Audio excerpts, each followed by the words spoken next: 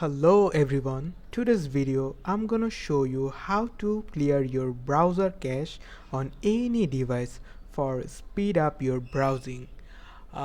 If you're using like Google Chrome or Firefox or the Microsoft Edge, it doesn't matter because the tips, the tricks is going to like same.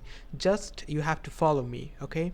So first of all, you have to click the browser, then just go to the right corner and click the three dot icon here and click on the history, and then you can see delete icon. Just click on that icon and select the all time and click the clear now button, and you have to wait for some time, like for a few minutes, and boom, your browser is like, wait, I have to accept, your browser is now 100% clean.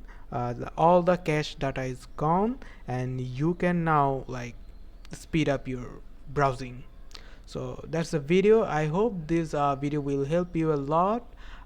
Thanks for watching, and please subscribe our YouTube channel for more videos. Thank you.